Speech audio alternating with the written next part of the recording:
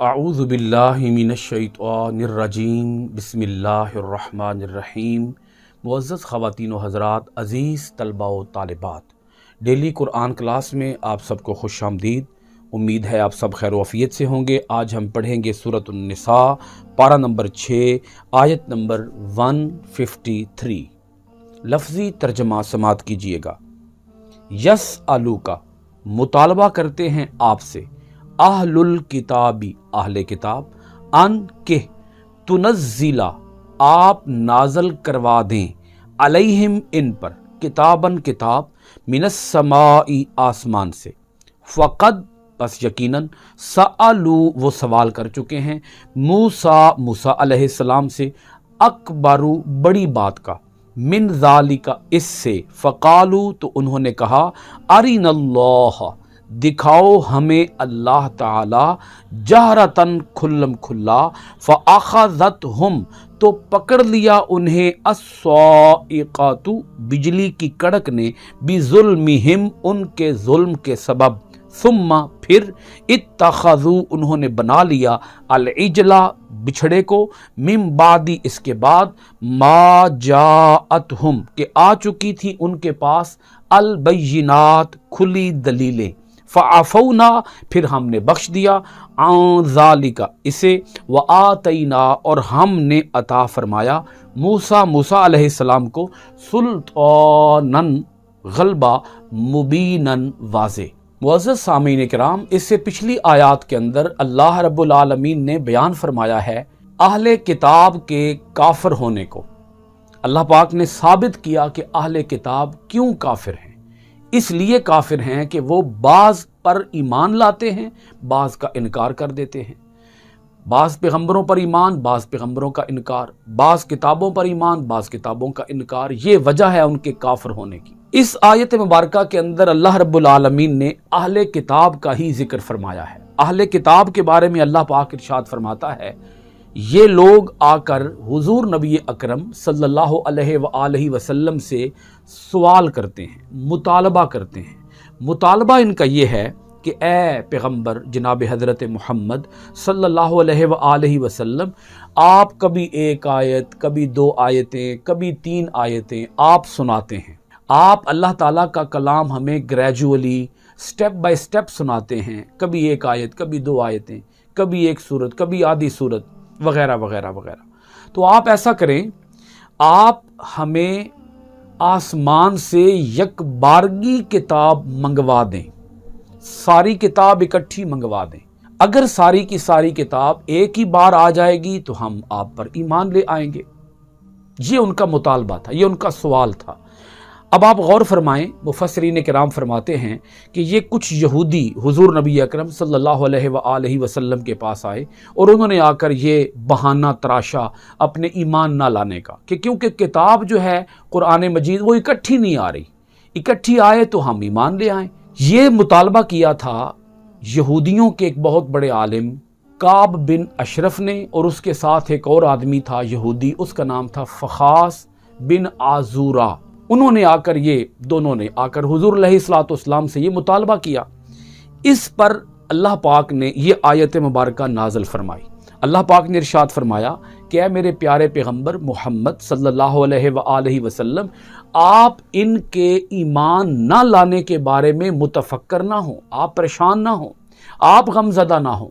یہ نہیں ایمان لاتے، نہ ایمان لائیں، یہ محض بہانے تراش رہے ہیں، ہیلے تراش رہے ہیں، کٹ حجتی سے کام لے رہے ہیں۔ ان کا کام ہے یہ، ان کا وتیرہ ہے یہ۔ اللہ پاک ارشاد فرماتا ہے ان کے باپ دادا بھی یہی کام کرتے تھے۔ فقط سألوا موسیٰ اکبر من ذالک، اللہ پاک فرماتا ہے اے میرے پیارے پیغمبر محمد صلی اللہ علیہ وآلہ وسلم، آپ سے انہوں نے کوئی بڑا مطالبہ نہیں کیا، چھوٹا مطالبہ کیا ہے۔ یہ اس سے بھی بڑا مطالبہ حضرت موسیٰ علیہ السلام سے کر چکے ہیں۔ موسیٰ علیہ السلام کو انہوں نے کہا تھا، ان کے باپ داداؤں نے، فقالو، انہوں نے کہا، ارنا اللہ جہرتاً، آپ ہمیں کھلم کھلا ظاہری آنکھوں کے ساتھ اللہ تعالیٰ کا دیدار کرائیں۔ موسیٰ علیہ السلام سے کہا تھا ان کے داداؤں نے کہ اگر آپ ہمیں اللہ تعالیٰ دکھا دیں بلا پردہ بغیر حجاب کے، اگر آپ ہمیں اللہ تعالیٰ دکھا دیں تو ہم ایمان لے آتے ہیں، ورنہ ہم آپ کے اوپر ایمان نہیں لاتے۔ یہاں ایک نقطہ واضح کرتا چلوں، اللہ تعالیٰ کے دیدار کی خواہش، اللہ تعالیٰ کے دیدار کی دعا، اللہ تعالیٰ کے دیدار کی تمنا، یہ بہت باعث فضیلت ہے۔ یہ دعا ہونی چاہیے، یہ تمنا دل کے اندر رکھنی چاہیے، یہ بڑی ایک مقدس آرزو ہے۔ اگر میں یوں کہوں تو بے جانا ہوگا کہ دنیا جہان کی تمام دعاؤں سے بہترین دعا یہی ہے کہ اے اللہ ہمیں اپنا دیدار عطا فرما، اے اللہ ہمیں اپنا جلوہ دکھا۔ اللہ تعالیٰ کے جلووں کو دیکھنے کی خواہش کرنا یہ کوئی بری بات نہیں ہے، مگر بری بات یہ تھی کہ وہ پیغمبر کا انکار کر کے، وہ اللہ تعالیٰ کا انکار کر کے وہ کہہ رہے تھے کہ آپ ہمیں اللہ تعالیٰ پہلے دکھائیں، ہم پہلے اللہ کو دیکھیں گے، پھر ہم سوچیں گے کہ ہم ایمان لائیں گے کہ نہیں لائیں گے، آپ ہمیں پہلے اللہ دکھائیں، یعنی شرط رکھ رہے تھے۔ وہ حالت کفر میں یہ دعا کر رہے تھے۔ یہ بات میں آپ سب حضرات کی خدمت میں رکھوں گا کہ جب کوئی حالت ایمان کے ساتھ اللہ تعالیٰ کے دعا کی تمنا دل میں رکھے تو یہ تمنا باعث فضیلت ہے، اور اللہ تعالیٰ ایمان والوں کی آنکھوں سے پردے ہٹا بھی دیتا ہے، انہیں کبھی نہ کبھی کچھ نہ کچھ اپنے جلوے دکھا بھی دیتا ہے۔ یہ کوئی اچنبھے کی بات نہیں ہے، اللہ تعالیٰ اپنی قدرت دکھاتا ہے، اللہ تعالیٰ اپنی قدرت کے جلوے دکھاتا ہے۔ اس دنیا کے اندر رہتے ہوئے دیدار کوئی بھی نہیں کر سکتا، انسانوں میں سے کوئی انسان اللہ تعالیٰ کا دیدار نہیں کر سکتا۔ اللہ تعالیٰ اپنا دیدار عطا فرمائے گا اپنے بندوں کو جنت کے اندر، یا جب شہید کے خون کا پہلا قطرہ زمین پر گرتا ہے تو اس وقت اللہ تعالیٰ اپنا دیدار عطا کرتا ہے شہید کو، ایک جلوہ اللہ تعالیٰ دکھاتا ہے، کیونکہ وہ اس کی موت کا وقت ہوتا ہے، تو عین بوقت موت مرنے سے پہلے اللہ تعالیٰ اسے اپنے دیدار کی جھلک عطا فرماتا ہے۔ تو انہوں نے مطالبہ کیا۔ اللہ پاک ارشاد فرماتا ہے کہ اے پیغمبر جناب حضرت محمد صلی اللہ علیہ وآلہ وسلم، موسیٰ علیہ السلام پر تو یکبارگی کتاب آئی تھی نا، تورات تو اکٹھی آئی تھی، تورات تو گریجولی نہیں آئی، بالتدریج نہیں آئی، تورات تو اکٹھی آئی تھی۔ تو جب تورات اکٹھی آ گئی، انہوں نے مطالبہ یہ کر دیا کہ آپ ہمیں اللہ تعالیٰ دکھائیں، یعنی تورات اکٹھی آئی، تورات کو نہیں مانا، کہا آپ ہمیں اللہ تعالیٰ دکھائیں۔ اب قرآن مجید اکٹھا نہیں آ رہا، قرآن مجید سٹیپ بائی سٹیپ آ رہا ہے، آہستہ آہستہ آ رہا ہے، رفتہ رفتہ آ رہا ہے، تو یہ کہتے ہیں کہ آپ ہمیں اکٹھی کتاب منگا کے دیں۔ تورات کو تو مانا نہیں، تورات تو اکٹھی آئی تھی۔ تو اے میرے پیارے پیغمبر محمد صلی اللہ علیہ وآلہ وسلم، اگر قرآن مجید اکٹھا بھی آ جائے تو یہ نہیں ایمان لائیں گے۔ اللہ تعالیٰ کی حکمت ہے، اللہ تعالیٰ کی مرضی ہے، وہ چاہے اکٹھی بھیجے، وہ چاہے آہستہ آہستہ بھیجے، یہ تو اللہ تعالیٰ کی منشا پر، اس کی حکمت پر منحصر ہے۔ ہم بندے کون ہوتے ہیں کہ ہم یہ اعتراض کریں کہ ہم اللہ تعالیٰ کو مانیں گے، اللہ تعالیٰ پہلے ہماری یہ شرط پوری کرے، یا اے پیارے پیغمبر محمد صلی اللہ علیہ وآلہ وسلم آپ ہماری یہ شرط پوری کریں۔ اللہ پر ایمان لانا ہے تو بغیر کسی کنڈیشن کے ایمان لاؤ، اللہ پر ایمان لانا ہے تو بغیر کسی شرط کے ایمان لاؤ۔ اب آگے دیکھیں، اللہ پاک ارشاد فرماتا ہے پھر انہیں ان کے اس جرم کی سزا یہ دی گئی، فَأَخَذَتْهُمُ الصَّاعِقَةُ بِظُلْمِهِمْ، تو پکڑ لیا انہیں بجلی کی کڑک نے ان کے ظلم کے سبب، کیونکہ یہ ظلم کر رہے تھے۔ اللہ تعالیٰ پھر آگے ایک دوسرا واقعہ بیان کرتا ہے، ثُمَّ اتَّخَذُوا الْعِجْلَ مِن بَعْدِ مَا جَاءَتْهُمُ الْبَيِّنَاتُ، پھر انہوں نے بچھڑے کو اپنا معبود بنا لیا، اس کے بعد کہ آ چکی تھی ان کے پاس کھلی دلیلیں۔ اللہ تعالیٰ کی توحید کے یہ کرشمے اپنی آنکھوں کے ساتھ دیکھ چکے تھے، مگر اس کے باوجود انہوں نے بچھڑے کو اپنا معبود بنا لیا۔ اللہ پاک فرماتا ہے فَعَفَوْنَا عَنْ ذَلِكَ، پھر ہم نے اسے بخش دیا، وَآتَيْنَا مُوسَىٰ سُلْطَانًا مُبِينًا، اور ہم نے موسیٰ علیہ السلام کو واضح غلبہ عطا فرمایا۔ اس واضح غلبہ سے مراد تورات بھی ہو سکتی ہے، اس واضح غلبہ سے مراد حضرت موسیٰ علیہ السلام کے معجزات بھی ہو سکتے ہیں، اس واضح غلبہ سے مراد حضرت موسیٰ علیہ السلام کے مختلف کمالات بھی ہو سکتے ہیں، جس کا ذکر اللہ پاک یہاں ارشاد فرما رہا ہے۔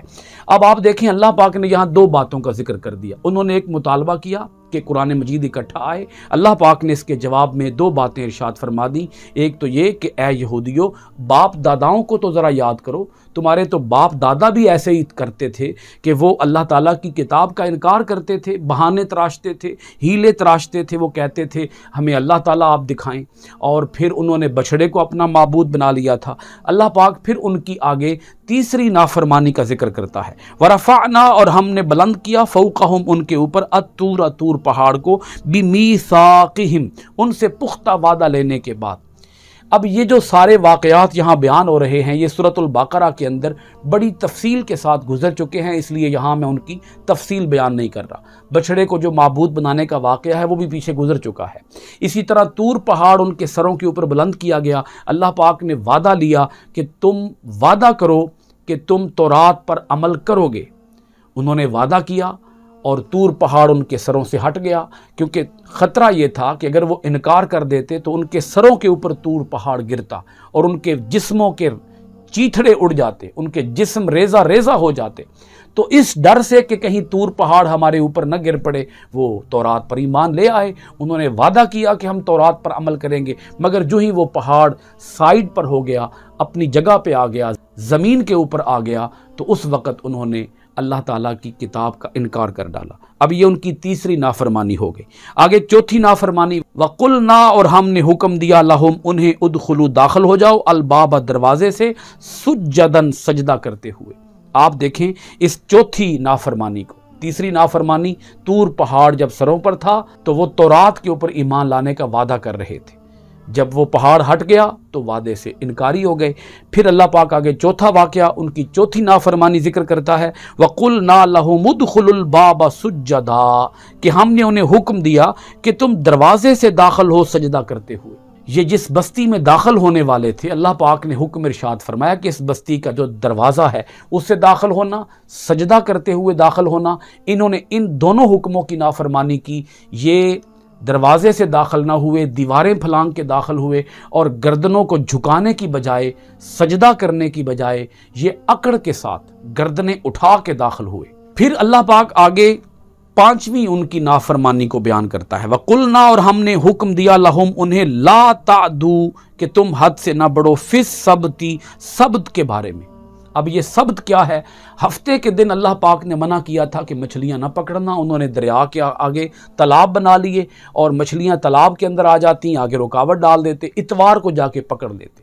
تو وہ سمجھتے یہ تھے کہ ہم اللہ تعالیٰ کی کوئی نافرمانی نہیں کر رہے، ہم ہفتے کو مچھلیاں نہیں پکڑ رہے، ہم تو اتوار کو پکڑ رہے ہیں۔ اللہ پاک نے ان کی اس نافرمانی کی وجہ سے انہیں بندر بنا دیا۔ اب یہاں پانچویں نافرمانی بیان ہوئی۔ اللہ پاک پھر آگے ارشاد فرماتا ہے، وَأَخَذْنَا مِنْهُمْ مِيثَاقًا غَلِيظًا، اور ہم نے لیا تھا ان سے وعدہ پختہ، وَأَخَذْنَا، اور ہم نے لیا تھا، مِنْهُمْ، ان سے، مِيثَاقًا، وعدہ، غَلِيظًا، پختہ۔ تو انہوں نے اس وعدے کی بھی نافرمانی کی، ہفتے کے دن کی انہوں نے نافرمانی کی۔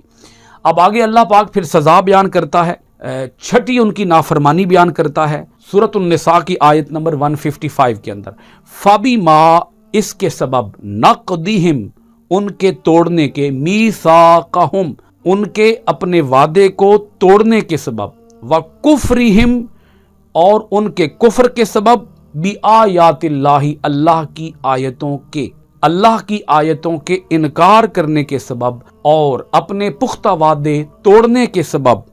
اب یہاں بریکٹ کے اندر ایک بات آئے گی کہ ان کے اوپر پھٹکار کی، ان کے اوپر لعنت کی۔ اس وجہ سے اللہ پاک نے ان کے اوپر لعنت کی کہ انہوں نے اپنے پختہ وعدے توڑے اور انہوں نے اللہ کی آیتوں کا انکار کیا۔ اب یہ وعدوں کو توڑنا چھٹی نافرمانی ہے، اور اللہ کی آیتوں کا انکار کرنا یہ ان کی ساتویں نافرمانی ہے۔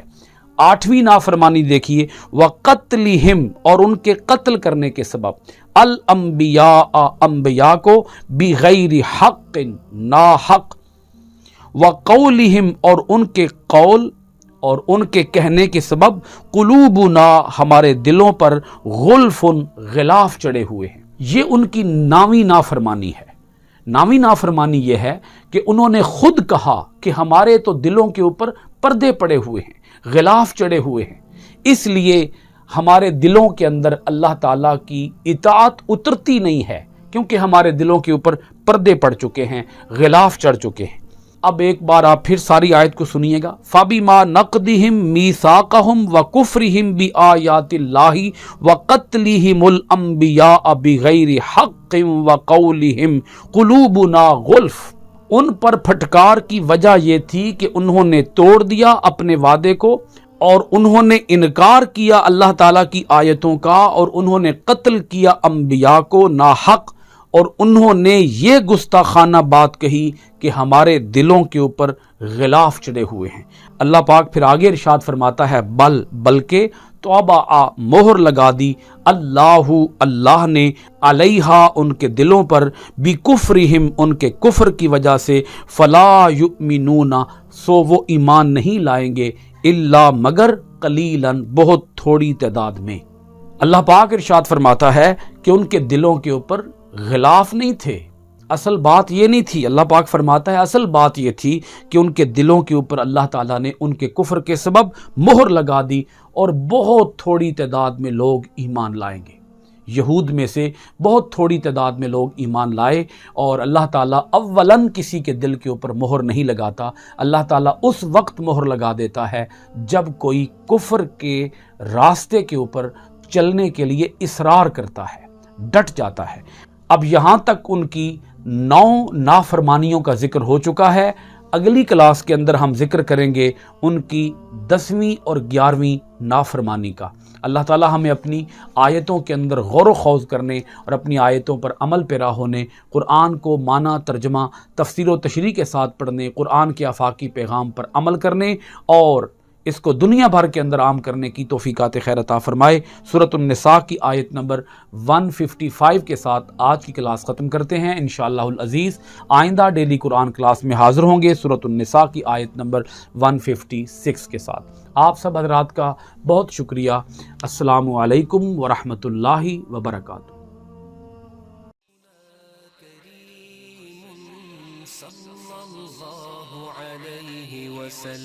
سیدنا کریم صلی اللہ علیہ وسلم، سیدنا کریم صلی اللہ